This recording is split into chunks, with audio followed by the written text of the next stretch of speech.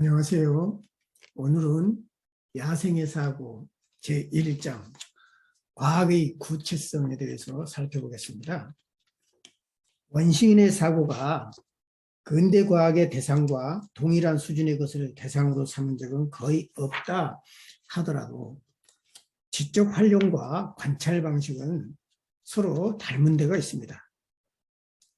어떤 경우이거나 이 세계는 인간의 욕구를 충족시켜주는 수단인 동시에 사고의 대상에게는 마찬가지입니다. 한 생물학자는 필리핀의 피그미족에 관해서 다음과 같이 소설하고 있습니다. 니그리토족이라고 불리는 이 피그미족의 생활이 평지의 기독교화한 여러 인접 부족과 다른 점은 동식물계에 대한 그들의 박식함에 있다.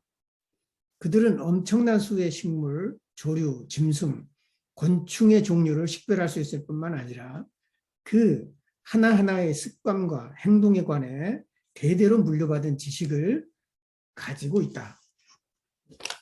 분류를 한다라고 하는 것은 어떤 형태로 분류하든지 간에 분류하지 않는 것보다 그 자체로서 가치가 있는 일입니다. 우리가 원시적이라고 일컫는 사고는 이러한 질서에 대한 요구에 기초를 두고 있습니다. 그런데 이것은 모든 사고에 있어서 마찬가지이며 우리에게 생소한 사고 형태를 아주 쉽게 이해하게 되는 것은 모든 사고 속에 이러한 공통성이 있기 때문입니다.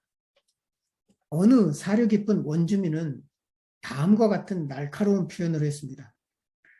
모든 성스러운 것들은 다 제자리에 있어야 한다. 그렇다면 제자리에 위치해 있으니 그것들을 성스럽게 만드는 것입니다. 왜냐하면 그것들이 제자리를 일탈했다고 생각되면 우주의 전체 질서가 무너질 것이기 때문입니다. 그러므로 성스러운 것들은 그들에게 부여된 자리를 지킴으로써 우주의 질서 유지에 공헌하고 있는 셈입니다. 포니 인디애너의 하코적의 의뢰는 이런 점을 특히 잘 보여줍니다. 냇물을 건너면서 외우는 기도문은 여러 부분으로 나누어집니다. 발을 물속에 담글 때, 발을 옮길 때, 발이 완전히 물속에 잠겼을 때 각각의 경우에 해당하는 기도가 다 다르다는 겁니다. 이렇듯 철저한 관찰, 관계나 연관성 있는 것끼리 조직적으로 분류하는 데 대한 열의는 때로 과학적으로 값진 결과를 가져오기도 합니다. 그렇다면 주술과 과학의 차이점을 살펴볼 필요가 있습니다. 주술은 총체적이고 포괄적인 결정론을 전제하는 데 비해 과학은 우선 여러 개의 차원을 구분하고 그분의 일부에만 결정론적 형식을 부여하며 그 밖의 차원에는 같은 결정론적 형식을 적용하지 않습니다.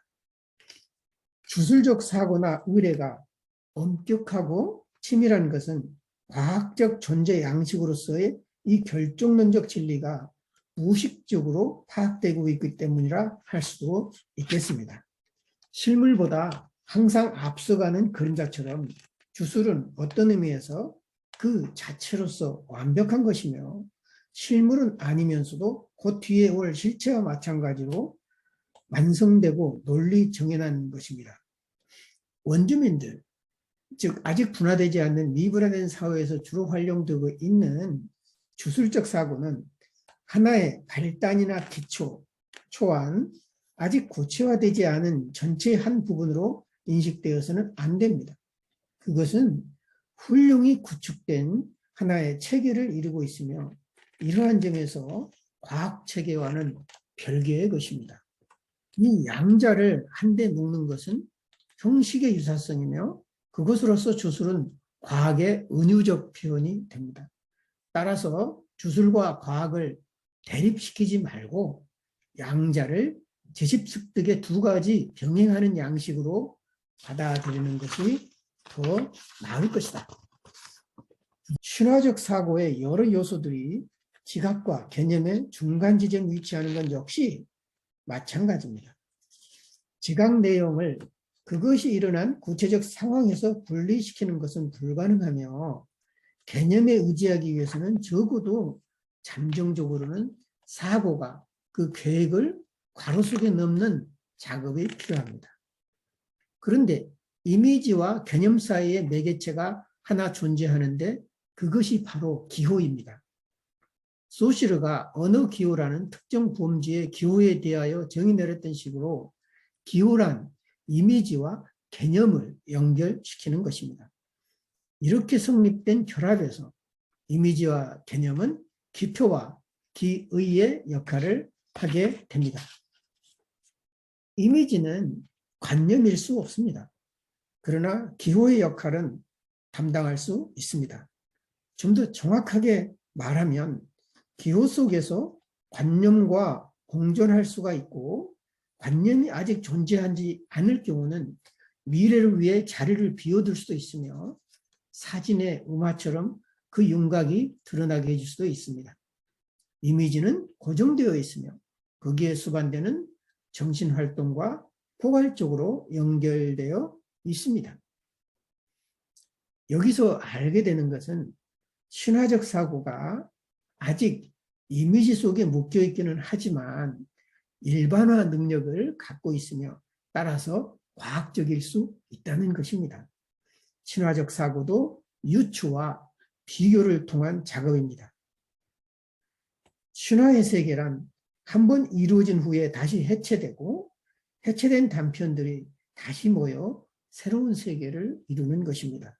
즉 기의가 기표로 변하고 기표가 기의로 변하게 됩니다. 이런 의미에서 신화적 사고는 손재주의 한 지적인 형태입니다.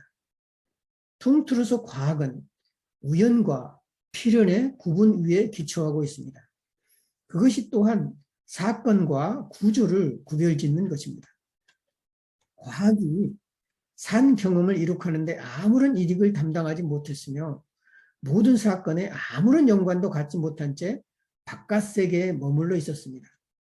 그런데 신화적 사고의 특성은 작업 면에서는 손재주와 같이 구조의 집합을 만들 때 다른 구조의 집합 위에 직접 쌓아 올리는 것이 아니라 여러 사건들의 잔재들을 활용하는 데 있습니다.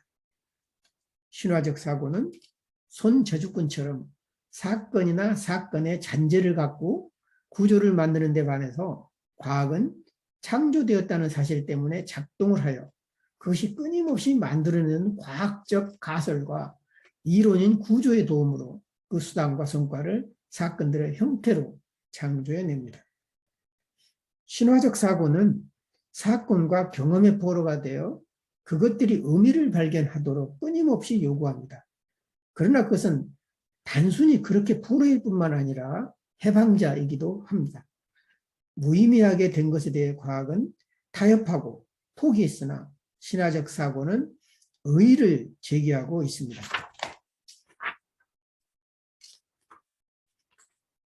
우선 신화는 추상적 관계로 이루어진 체계이면서 동시에 미적 감상의 대상이 된다는 것입니다. 신화를 낳게 한 창조 행위는 예술 작품을 만드는 행위와 정확하게 대칭적입니다. 예술 작품의 경우에는 사물과 사건의 집합에서 출발하여 하나의 공통 구조를 밝히면서 총체적 성격으로 결합되는 것입니다.